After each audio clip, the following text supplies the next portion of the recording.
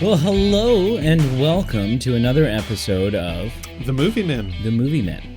Actually, in this case, sort of a time travel-y episode. Yeah. An episode out of time. Right. Not the movie itself we're reviewing, but when we're recording it. The episode. So the episode you're listening to right now, at the time of release, will have been recorded about 2 weeks ago. Yeah. And last week's episode is getting recorded tomorrow night.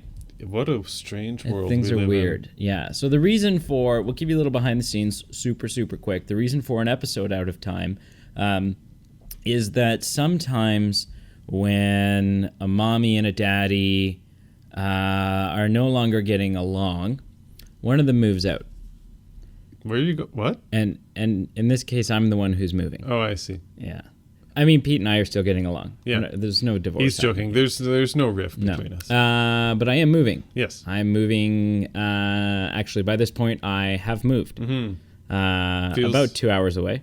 Yes. Because I am a shifty person who does not put the podcast first, and have just decided to off and make something of myself. Hey. So I'm now living in the city of the GTA. Also known as Sintown. Sintown, yeah, Sintown of Ontario. With any luck,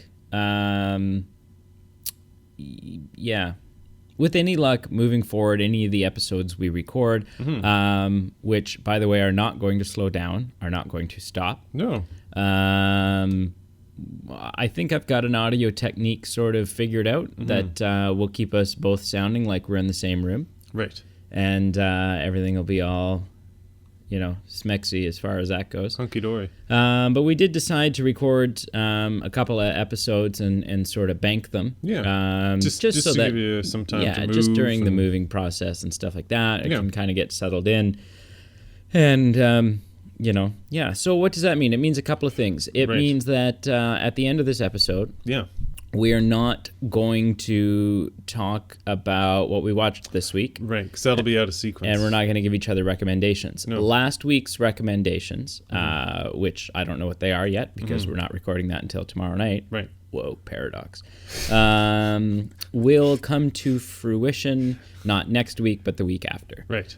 So keep listening, and before too long, we'll be back to our regular scheduled programming. Yeah. Yeah. With all that out of the way, one other thing. As previously mentioned in last week's episode, our Patreon page is up and running now. Right. So there are links posted down below how you can go and support us for less than a cup of coffee a day. You can make the movie men happier. Even like a quarter a month would be awesome. Well, I don't know if Patreon will. I think there's like $1 minimum. But if you give us $1 and you want 50 cents back on every dollar, we can cut a deal. If you give us $1 a month, right, which I think is the minimum. If you give us a minimum of $1 a month, we'll show up with coffee on your doorstep. Pete will fly out to wherever you live, as long as it's in the Greater Hanover area, and will crisp high five the heck out of you. That is a true fact. Yeah. Yeah. Yeah. And then, true. I mean, there's going to be other tiers. We're not really sure. Yeah, we haven't got that far what yet. All the, exclusive content that's offered to you, is going to be. Yeah. Last night with a couple of drinks sitting around the campfire, someone threw the word merch around. So we'll see. We'll see what happens. Yeah. So what did we do? We decided instead of doing a vote for our 2 banked episodes, we would each pick a movie that was near and dear to each of us. Yeah. You picked one and I picked one. That's great. That was near and dear to us and the other fella had not ever seen. Yeah. So that's what we did. And this week we are doing the one that I recommended for you. That's right. Which was what, Pete? Edward Scissorhands. Edward Don't Run with Scissors Hands. Yeah. And the 1990 classic. This movie is so near and dear to me. Is it? In so many ways. I mean, I'm a big Tim Burton guy. Well, so there's that. So I didn't realize it was him, and then as soon as the credits rolled around and his name popped on the Yeah. screen, I'm like, oh, that's Oh, of why the course. recommendation came. Yeah, Okay. so I'm a big Tim Burton guy. I'm a hit and miss Johnny Depp guy. Okay. But I think when Johnny Depp and Tim Burton are working together, they usually come up with something pretty beautiful. Right. Yeah. I like Winona Ryder. Oh, yeah. Alan Arkin is in this. Right. Vincent Price is in this. He plays the inventor. Right. Right. So there's so many really great. Diane. Oh shoot, what's her name? That plays the mother. Oh, yeah. I don't know her name. Diane Keane, Yeah. I think maybe. Anyways, she's in this. For our Backstreet Boy fans out there, apparently Nick Carter. He is Nick of Carter. The Backstreet Boys. Yeah, Nick Carter is playing a front lawn. And on a slip and slide, apparently. Yeah. Yeah. So, yeah. I mean, so I've seen this film before. Sure. Obviously. Many times. Kind of one of those verbatim. I've gotten past the point of just watching the film, and I'm in the territory of being able to Act it out. well, really analyze it. And really, like, there's a lot of things done in this film that are very intentional from a directing standpoint. Cool. That are trying to get a certain point across. Right. So that's fun. I've reached the stage with this movie where I can just really break it down, and And it's cool that it's not just the face value; that it does have some layers. Oh yeah, this is a very layered film, I would say. So this was your first viewing of it? What would you? So yeah, ultimately this was my first viewing.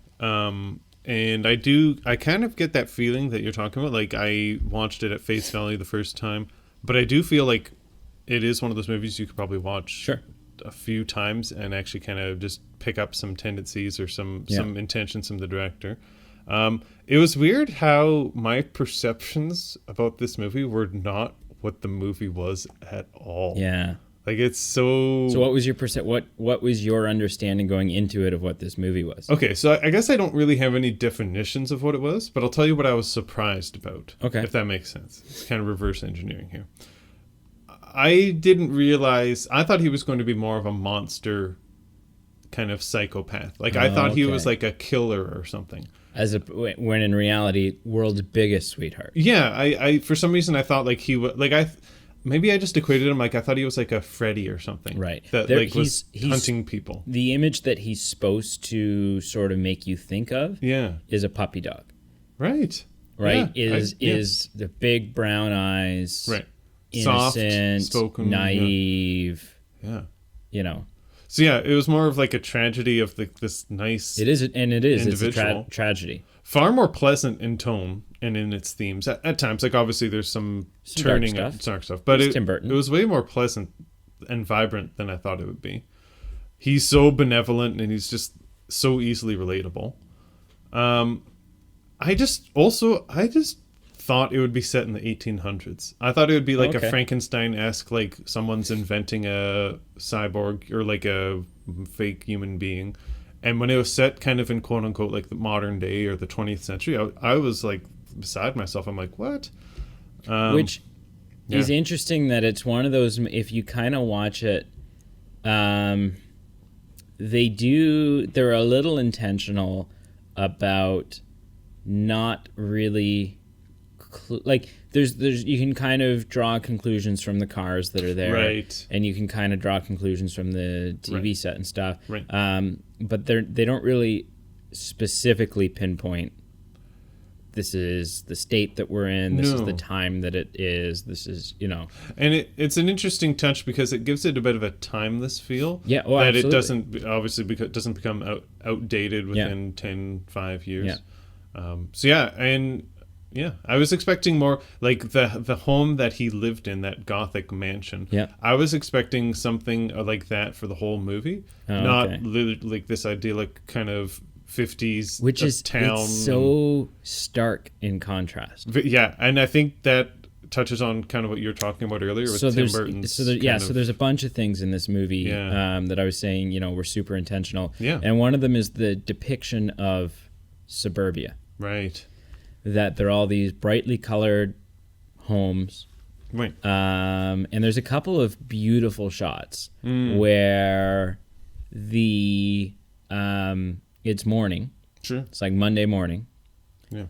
And all the husbands leave the house and get in the car and drive away for work at the exact same time. And they're all driving the exact same model of car. They're just different colors. And then a little bit later on in the film, there's sort of the opposite effect. It's the end of the day and they all drive home and they all get home at the same time. Right. And there's no working women in this movie except for Peggy, who is an Avon. It's true. I never made that connection. Avon person, right? So yeah. it is kind of set in that that tone. Yeah. Peggy's family is a very it's your stereotypical nuclear family. Yep. There's a husband that goes off to work, the homemaker Yep. that stays home, Yep. a boy, and a girl. Yep. Right? So it kind of fits into that. Sure. Yeah.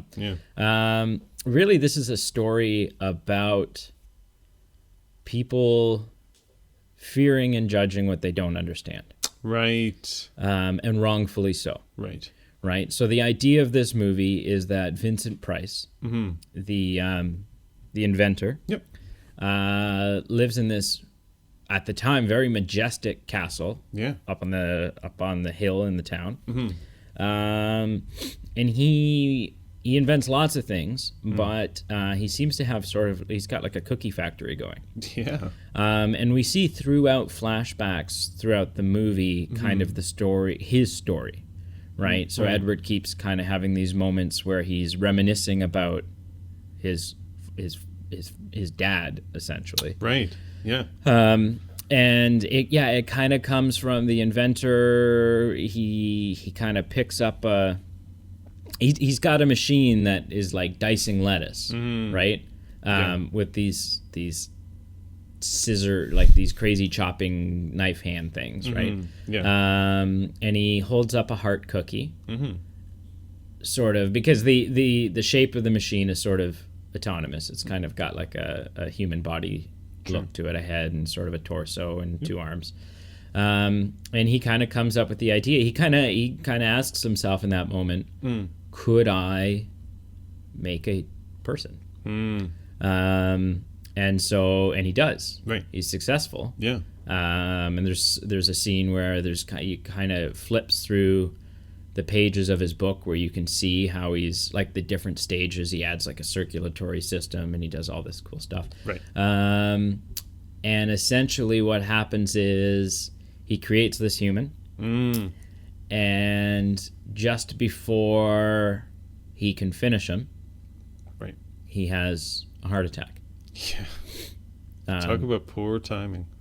Actually, I don't know if it'd be a heart attack or a stroke. He doesn't really grab his chest. Yeah. It could. Maybe it was a stroke because he kind of just, his face just kind of goes very blank, and then he just collapses. Yeah. So maybe he had a massive stroke. And now it also is Hollywood, so I mean, it might not be completely medically accurate. He just has some affliction. Shut your mouth. He just has some affliction that literally just strikes him down. That kills him. Yeah. And he's old. Yeah. He's probably in his 80s when this happened. Yeah. Not sorry to all our 90s listeners. You're not old. You're spring chickens. But yeah, so it's tragic, and there's so many lines in this movie. And so I just want to cut you off because it wasn't even that like it was like he literally had the hands in his scissors of like, here, I want to give you these, and then like he died. Yeah. Like it wasn't like, oh, tomorrow morning we'll get to it. No, Like he literally had them, I want to say in his hands, but they're his scissors. Yeah. He literally had them in his scissors, and then his poor father passed away. And so there's so many lines in this movie that to me really really just have like so much depth and so much gravity to the lines. like when Peggy first finds Edward up in the castle, because she sees this decrepit old castle and she decides, I'm going to sell them some makeup. And she literally just not Avon only calling, and she just walks in. like, what was with that? She just like, I'm gonna go right through I'm the just house. going to go into the hall and into the parlor and up the stairs and up Yeah. the second set of stairs and then through the back door and then up another set of stairs. Like, Yeah. at what point do you just back off? And the be whole like, time "Eh." she's like, this is a beautiful house. Like she's, but so Peggy asks Edward, where are your parents? Sure. Where is your mother? Okay. Where is your father? And when she asks, where is your father? Right. You get your first glimpse into the naivety, the ignorance of Edward, The innocence. the innocence. Yeah. Not ignorance. No, Ignorance no. has gotten like a negative rap these Right, days, but right. he's just ignorant to the world. Yes. He says he didn't wake up. Yeah. He didn't wake up. That was Right? Like he doesn't Yeah. get it. Yeah. He doesn't understand.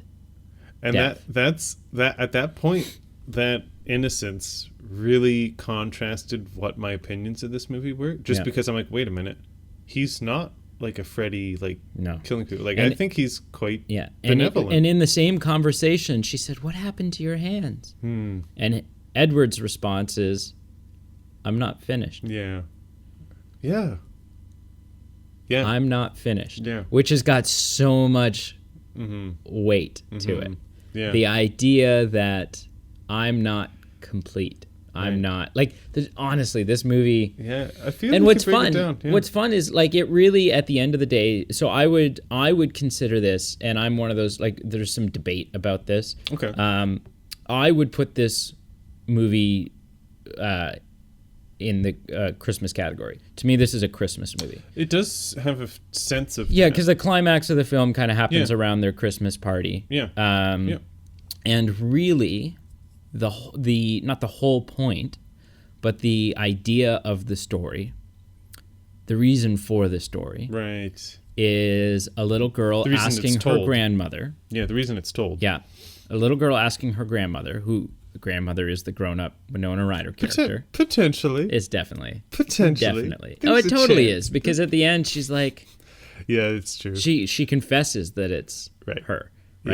right? Sorry, but yeah. But she's explaining why it snows. Yeah. Where snow comes Grandma, from. where's the snow coming And from? it turns out that it snows because he's making ice sculptures. Yeah. And that's like the movie's just got the perfect amount of disbelief. The perfect amount of Right. we're going to ask you to believe this, Right. and we're going to make it so fantastical and so heartwarming that you're not going to have a hard time believing it. So I was kind of like a immature child in that my mindset going into this movie, like I was considering I had to watch it for doing this podcast, and so I got the IMDb page up when I was like priming up the DVD, and I instantly was like, my gosh, I do not want to do this for 2 hours. Like, I am just so not into this. I am just, please, like, let there be a rainstorm that cuts the power out so I don't have to endure this. Wow. You were really anticipating that I had Well, I just, recommended the crap to you. IMDb page and like screenshots of the movie, I'm like, I'm not into this at all.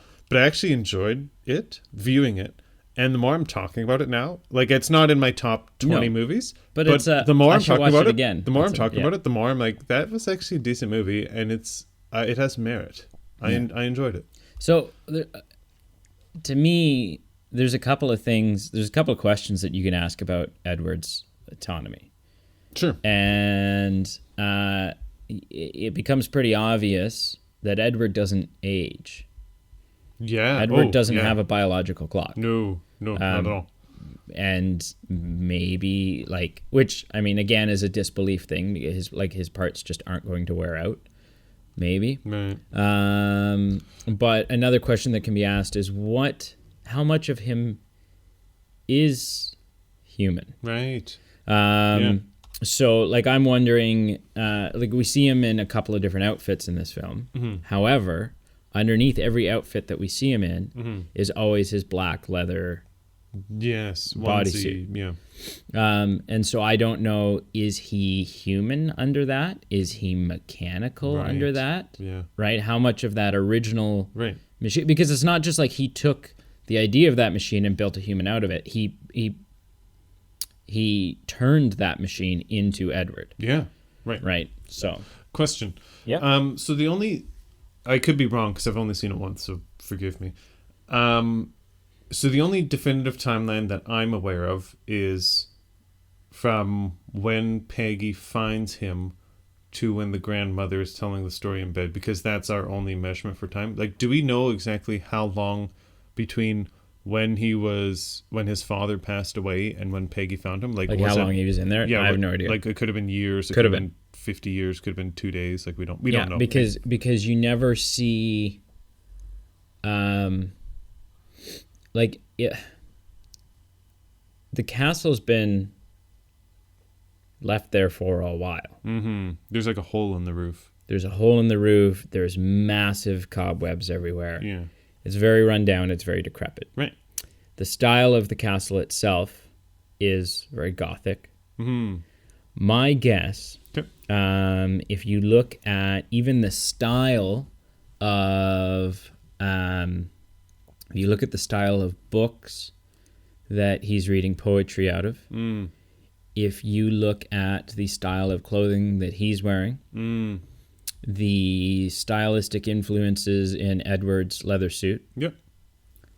and just sort of the sheer mechanical aspect of how, like, the factory's got kind of that American industrial steam-driven steampunk kind of feel to it. Right. My guess would be, if you were to say that this movie takes place in the 80s, mid to late 80s, we'll say. Sure. Right. My guess is Edward's been in there alone for about 100 years. I could buy that. I would say it's been about 100 years. I could buy that. Yeah. And I'd be very curious. Yeah, there's a scene where, like, when Peggy's exploring, there's a fireplace in the house that's got a bunch of newspaper clippings and stuff there, and I'd be curious to sort of screenshot that and see if you could zoom in and pick up on any sort of, Right. any sort of tells that would give you a hint as to how long he's been in there. But that's something I've never thought about before. Yeah. But my guess would be about 100 years. I mean, yeah. Which maybe. then, from the time, like, you can probably reasonably assume that 60 years, there's a 60-year time gap between the story and the grandmother. Yes. Right. Yeah, somewhere in that range. So he's closing in on 200 years. Yeah. You could argue. Edward. You could make the argument. Yeah. Yeah. So, but no, there's so much. There's, like, this movie deals with not understanding, not respecting things that you don't understand, not Right. accepting things that you don't understand. Right. It deals with exploiting things. Mm-hmm. As soon as they find out that he can cut hair, Oh, yeah. it becomes like The that. neighborhood. That is his value. Yes. Yep. Nobody except for Winona Ryder's character and a little bit Peggy Sure. really see anything, any value in Edward that isn't skin deep. Right. Right. Right. Yeah, I did some reading, and some people speculate that it could be a bit of a metaphor for different conditions like autism and related disorders like that. Just because of the kind of the suburban setting that it's in, there's like this fascination with him at first, and throughout it they don't really understand him at all. But it starts with a fascination, and then their lack of understanding turns into like a mob mentality, and they kind of just don't value him for what he what he is, Yeah. and then they turn on him when they kind of scapegoat him into different things. Yeah, he's on TV. He's he's doing all sorts. Yeah. And really, and of importance, this did come out in like the post Rain Man 1980s, sure. 1990s era. So this could have been. I mean, that's just one interpretation. they take him and use him to pin a robbery on him. Yeah. During which he has so much love for Kim. Kim. Yeah. Yes. He's got so much love for Kim. Yeah. That although it wasn't his idea, Yeah. he lies and he takes the blame. Yeah. Yeah. Right. Because forgive me again. I forget all the details of this movie. Yeah. But it was something along the lines of, I think, wasn't Kim under the impression like, oh, he didn't understand what was happening, and then it's revealed like he knew what he was doing, but he cared exactly about what he Kim was so doing. much that he kind of took the rat. Yeah. Yeah. I honestly, there's so many, Yeah. like, the movie's just so good. There are two little specific things that bothered me, and they're Sure. not big fundamental plot things. They're just kind of little things that they're kind of notches against it that I was like, this specific scene bothered me. One, and I think I'm not alone here, when the grandmother's like, oh, sometimes you can still see me dancing, and oh, I don't want to go see him because I want to remember him want him to remember me how I used to be. Yeah. For goodness sakes, what have you been doing for the last 70 years? Yeah. Why the heck have you not gone up to see him? Especially because he's 3 blocks away. He is 3 blocks away, and he's so benevolent. Like, he's a sincere creature. I don't want to call him a human being. He's a sincere creature. I'm sure he just wants to see you because he cared about you so much. He's up there carving Statues the of you. statues of you. He's never forgotten about you, and No. you're kind of and letting. he never will, because he'll probably, like, until someone else also. Yeah.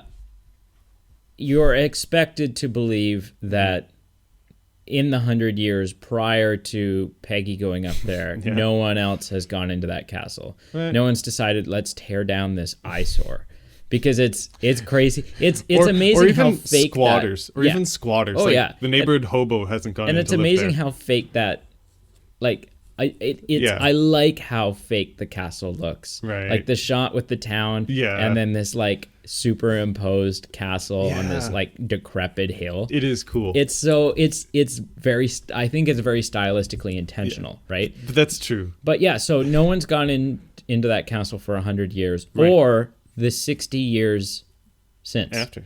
I Yeah. mean, it kind of makes sense that nobody's gone in for the 60 years since, because now it's too tragic. That's where. No, this is my second problem. No, there is not an excuse for not going in that house. So I literally put my hands on my hips and said, are you kidding me? When my own rider comes out and like, look, here's his hand. He fell. He's dead. Let's all go home. Yeah, she fakes his like death. Literally nobody, not even the police, who that's their job, did a search for a body to Sure. confirm her testimony. Like, come on. Sorry, I threw my keys. No, that's fine. Come on. Like, how can you coexist in this community I without mean- actually knowing he's dead or alive? But you know what? I think that is there. Tim Burton's making a point there. Yeah. The point is that the second that there wasn't something there to exploit, Mm-hmm. the second they couldn't use him and make a spectacle out of him, Mm-hmm. nobody cared. Yeah, They were on to gossip about the next thing. I guess. Right? That's how little the value. It's how little they cared. Nobody cared about him. Right. They just cared about what they could do to him. Fair. I'll buy that. And yeah, so the tragedy of this is that it's determined the world just doesn't understand you. Right. So it's best that we fake your death and that you spend the rest of forever alone. Right. We can't change the world, so we'll just change you. Yeah. One other actually minor problem that I had was just when that kind of climax happened, where he's benevolent and he tries to help Kevin, I believe it is, the little Kevin's boy. the son, yeah. Yeah.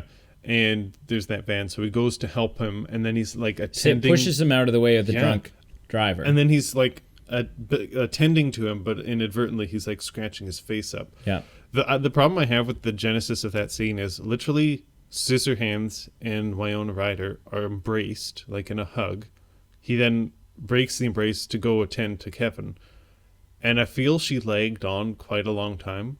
She took a long time to get to where Scissorhands was, and I feel like she could have done a better job de-escalating that situation instead of letting it get to where it went, that like Kevin's face is ripped off and the whole neighborhood's out there with pitchforks. There's a couple of little scratches on his face. But but that's the reason the neighborhood is on the hunt for him. And I feel Winona Ryder could have been like, guys, A, Scissorhands back up, and B, guys, look, he just saved Kevin. Yeah. And the whole movie turns out differently. Sure.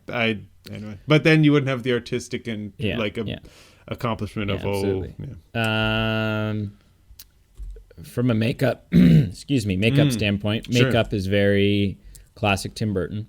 Okay. Sort of sunken in eyes, Sure. pale skin. Yeah. There's some. I mean, I don't want to wreck any of your trivia. I'm so excited. Oh, no. Well, maybe we should do the trivia. Yeah.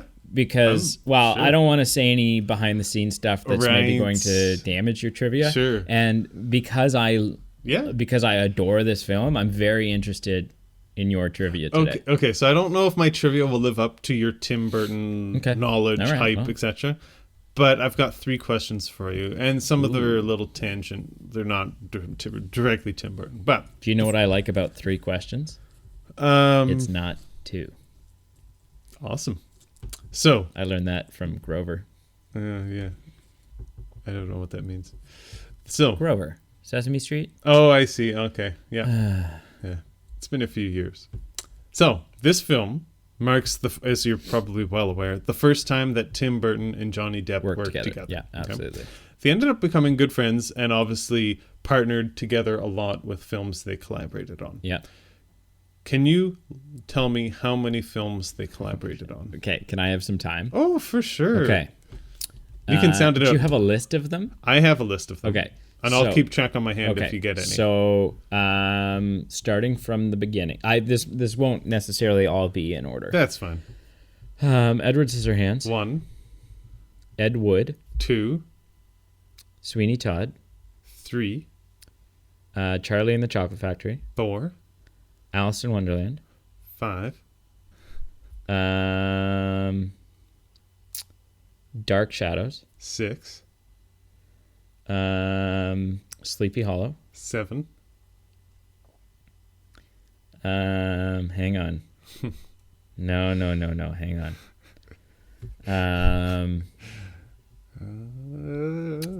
I gotta be getting close. You're close. No. Don't. No. I just said you're close. Give me you're a closer second than here. you were when you started. That's what I'll say. Some of his more recent stuff. They haven't done anything in a little For those bit. listening, he's at 7 that he's listed correctly. They haven't done anything in a little while. Yeah. Do you want to hint? No. Okay. I'm trying to think through his. Oh, audience! If you could see Brady, like he is the Tim Burtonite of the year. Oh, this is the sweat beads are dripping down his face. Corpse Bride. That's 8. Is that all of them? That's all of them. All right. Good for you, Brady. Thanks. See, Corpse Bride was tough because that's a claymation. I'm like looking for Johnny Depp's face. Right. But Corpse Bride is just his voice. Right. You got most of them. That was the only one you skipped, and you got all of them. Yeah. Sweet. Good for you. All right. Okay, the second one is a Johnny Depp question. And I was actually surprised by this because I didn't know much about Johnny Depp other than, rum and pirate, yo-ho, etc. Yes. How many Oscar nominations does God. Johnny Depp have? Oh, see, that's tough because there's a lot of Johnny Depp movies that I haven't seen. I'm going to guess he probably got an Oscar nomination for Finding Neverland. Okay. Because it's just that Oscar-y kind of movie. Yeah, so that's just one. What's one? I can't think of any Tim Burton movie that he likely got an Oscar nomination for. Maybe with the exception of no,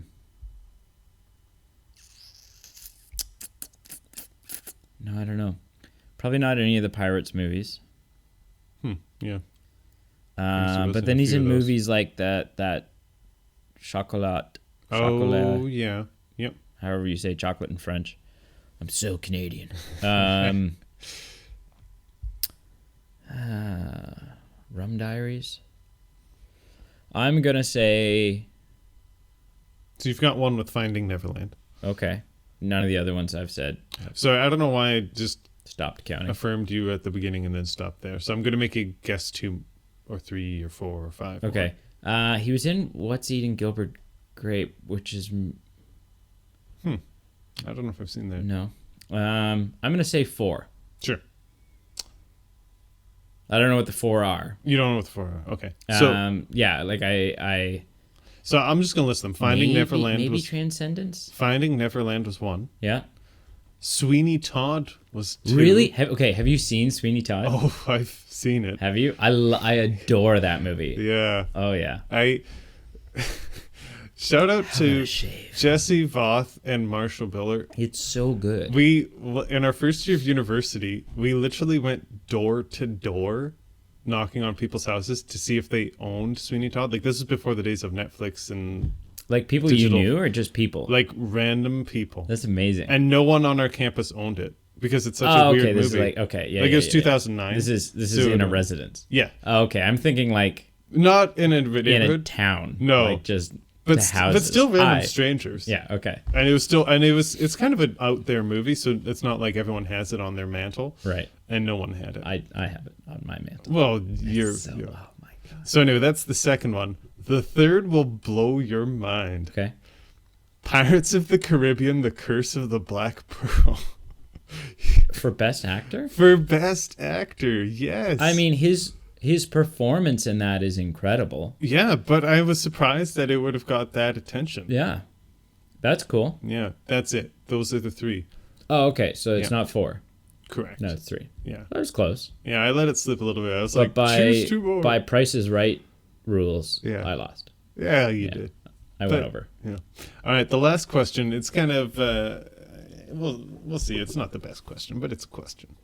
Hollywood, as we've talked about before on different movies, Hollywood sometimes pushes the limit with like-aged characters being portrayed by actors who are very contrasting ages. Okay. Does that make sense? Yeah. If you had to guess, what is the age difference between Winona Ryder and Johnny Depp? And I'll give you some options. It's a multiple choice. So A, they're the same age. B, They're not. B, there's a 3 years difference. C, a 7 years difference. And D, 11 years difference. I think it's 7. You are correct. Yeah. And so... And just for the record, she was 19 and he was 26. Yeah. And so they were married. They got married. I knew they had a relationship. I didn't realize they were I'm pretty married. sure he marries her. Okay, sure. He had a tattoo on his arm for a very long time that said Winona forever. Wow. And then when they split and that all ended, he had the tattoo changed to say Wino forever. Yeah. She's not listed on the Wikipedia spouse list, like ex-spouse list, so I'm not sure. But okay, I could be they wrong. obviously were together. I think maybe they were engaged at least. Like it was a serious relationship. I maybe read something about that. Yeah, they were for sure serious. Yeah, Yeah. that's for sure. Okay, so then a couple of behind the scenes things that are interesting. Mm-hmm. One, initially Tim Burton was, having not worked with Johnny Depp before, was unsure about casting him. Oh, really? Tim Burton was. Okay. Because Johnny Depp's what Johnny Depp was known for prior to this is 21 Jump Street, TV where show. he plays a pretty boy. Oh, okay. Yep. A very attractive heartthrob, Right. undercover cop kind of thing. And it just didn't fit into the image that Tim Burton wanted to give to Edward. And it was actually Tim Burton's daughter who was there at one of was there for Johnny's audition that said, "Daddy, it's him." Really? And it became him solely on his brown puppy dog eyes. Oh, really? Because if you think about it, picture Edward Scissorhands, Okay. and now give him blue eyes. It kills it. Right. Well, It's not. maybe. It doesn't have that gentle innocence that the brown doughy eyes. What are you saying to all our blue-eyed listeners out there? Oh, I've got green eyes, and you know, No, I know what you mean. the magazines Go. suggest that women are the most attractive to men of green eyes. So I'm not saying that brown is the. I'm just saying it's got that kind of Sure. you know, innocent look to it. Fair. Because everyone knows men with green eyes are not innocent. No, I can attest. So that's interesting. Can you shed some light on, because you're specifically talking about that casting? Sure. I read somewhere, and some of it was like on the spectrum of speculation to consideration. Right. Like, I read different things all the way from Tom Hanks was considered for Edward, to Michael Jackson was considered for Edward, to Robert Downey Jr. was considered for Edward, and the real outlier, Gary Oldman. I know Gary Oldman. Okay. Yeah. And again, some of these were like literally just rumors, so I don't think some of them are just very fictional. But the Gary Oldman one, I think, was legit. So I had a list here. Right. Um, And Drew Barrymore was. Do you know if she was considered for Winona Ryder's? I She read was. something. Yeah. Oh, really? Okay. Yeah. So interestingly, a couple fun little interesting facts about the movie here that I have. I like how you just have a list of interesting facts on this movie ready to go. So Never know when you'll need it. So I'm going to kind of paraphrase these Please. paragraphs here. Of course. So there's 15 items here. Wow. Number 15, running and eating scenes made Johnny Depp ill. Oh. Basically, it was the movie. It was shot in Burbank, California, during a summer that is said to have been very brutally hot. Oh. And he's in Leather. a latex. Well, it's actually made of latex, Fair. but Okay. in this big rubber skin tight bodysuit. Yep. Yeah, so he was sweating like crazy Sure. inside of that thing. I can imagine. And then they were shooting a scene where he was running. He's running from the police car, sort of at the end. Right. Yep. Which caused him to be like he actually got sick. He was like puking. Oh man. And likewise, the backyard barbecue where they're like stuffing food into him. Oh man. And he's like. He's on the verge of heat exhaustion and he's just like he got really sick. Poor Johnny Depp. So that's interesting. This is the final movie that Vincent Price was in before he passed away in real life. Read something about that. Yeah. So that's interesting. Yep. Let me see. I'll skip through some of these. So it was shot in a real neighborhood. Oh really? No. Okay. I I wonder if the houses were actually that color or some of them were painted. They were all painted. Okay, I was going to say, because some of them were pretty out there. And yeah, so production came in and painted the houses, asked, can we paint all your houses? And people said, sure. I don't know if there's some sort of like financial incentive or how that worked. I don't But know. many of those houses are still that color today. They Some just of kept them have been bought and like repainted by monsters who aren't sensitive to cinematic history. Cold-hearted. But many of them are the same, which is really cool. Interesting. As you mentioned, Nick Carter's in the movie. The studio Okay. was all freaked out about the design of Edward. Right? Prior to the release of the movie, they were all worried about how he looked and that maybe he was too creepy. That he was kind of ridiculous looking and no one was going to believe it.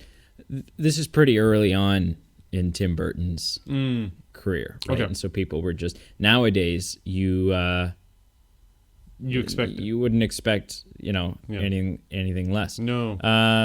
The other A-listers Okay. who had I don't know if they all auditioned, but they were front runners for Edward. Okay. So the accurate list that I have: Sure. Jim Carrey, Oh, okay. Yeah. tall, lanky, Yeah. kind of whatever. Yep. Robert Downey Jr. And that I could see that would working. work. It would have worked. Obviously, the Yep. choice they made worked very well, but I could see that. Yep. William Hurt Okay. and Tom Cruise. Oh, Tommy Boy. But I mean, Tom Cruise was almost everybody. And sorry, He was almost in every movie. What was the second last one? William Hurt. Oh, okay. Johnny Depp based his performance of Edward off of a drawing of a dog. Huh. So Johnny Depp is trying to embody a dog when he, Yeah. when he does it, which is not like he does this all the time, right? So like Jack Sparrow is a combination of Keith Richards and Pepe Le Pew from Looney Tunes. Right? If you take this drunk kind of all over him and add a little bit of puppy dog, horn dog, romance to it, then it becomes,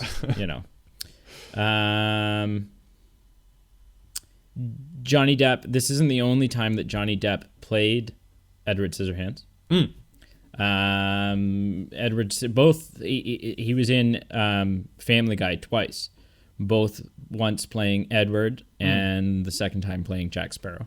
Oh, really? Which is kind of interesting. Yeah. This is something to think about. Sure. The story is told through Edward's eyes. Okay, so then maybe that's why some of the things appear kind of fantastic to us. Is that so? Consider the fact the film is about an outsider entering a world that people find boring. Right? People are bored with their kind of. Oh yeah. Yeah.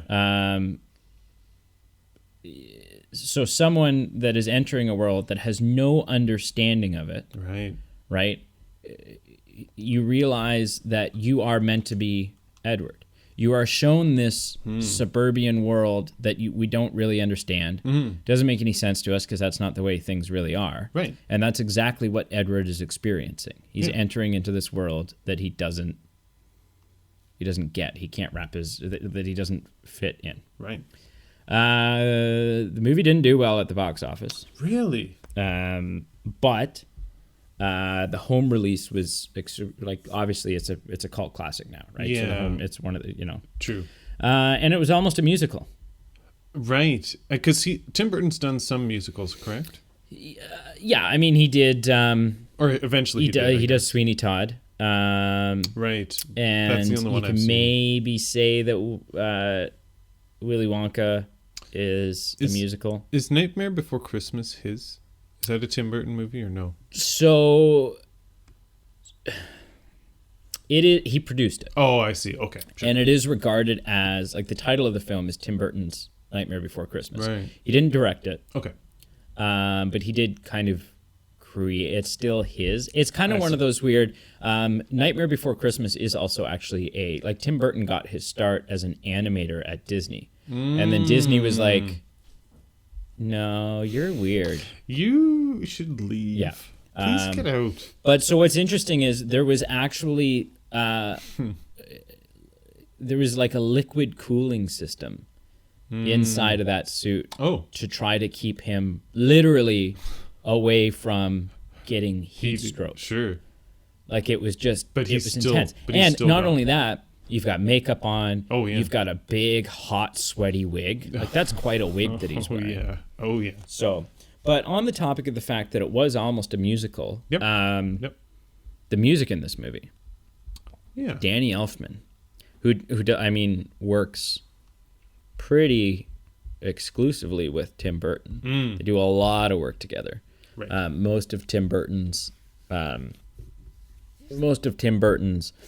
movies are scored by Danny Elfman. Oh, okay. And to me, it's just so it's part of what makes the film what it is. Yeah. It's so, You could argue music for most movies can be a crucial factor, right? Oh yeah. Yeah. Yeah, absolutely. Yeah. Do you have anything else to add about this? Anything that really stuck out to you and you're like, oh man, it's amazing. The haircut scenes, from the artistic point of view itself, they were very weird to watch at times. I enjoyed it more than I thought I would. What'd you think about the crazy religious lady? Not that all religious people are crazy. Not That's at all. Not at all. Not at all. But she's Yeah. She's super concerned. She's like, he's of because but it's also a commentary on she's a very conservative Catholic, Right.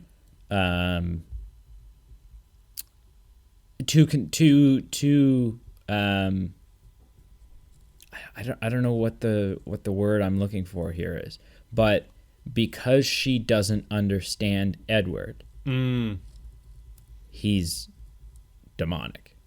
Because he's And I think she serves as a bit of a microcosm to the town, just because she doesn't understand Edward, and so labels him and scapegoats him, and definitely that's going on. okay. Well, I mean, I'm good. I could talk about this movie for days. I'll tell you what I gave it out of 10 to wrap it up. Yeah, on your on my algorithm? my scale. I gave it a 7.2. So definitely worth the price of admission if I saw it in theater. Yeah. I would say I give this movie a 9. Fair. This is kind of one of those movies that if you're over at my house, Yep. and we all want to watch a movie, and it turns out you haven't seen it, Right. then we're going to watch it. And that specifically has happened with me at your house before. Yes. That's how I watched Back to the Future, like way after I should have seen it. Yeah. We only watched the first one though, didn't we? We watched all 3, not at once, but eventually. Oh, okay. Yeah. Yeah, no, it's fair. It's definitely a movie I will watch again someday. Okay. Yeah, good. And show it to your children. Yeah, for sure. Yeah. Okay. Well, do you have a shout out? I kind of gave them during the show just about the Sweeney Todd Right. chase. So Jesse Voth and Marshall Biller. Yeah. Cool. Do you have any shout outs? I don't have any specific shout outs. I just want to thank Emily Mader again for appearing in last week's What a delightful episode that was. It was. I hope it was. I mean, we haven't recorded it yet. We're going to record but it tomorrow night. Yeah, it's kind of weird. But I am excited and reminiscent on the fact that Emily is going to be, was in that episode. Sure. Yeah. All right. So until this time next week. Yeah. Same Batman place, same Batman time. Same Batman light. Same Batman channel. Yeah. Batman light. Like it's in the signal. sky. It's the bat signal. What makes the signal? Is it a light? No. Yes. No. It is a lamp. No. Yes, it is. A lamp? The bat lamp? All right. Well, thank you all for listening. We'll see you next time. Goodbye.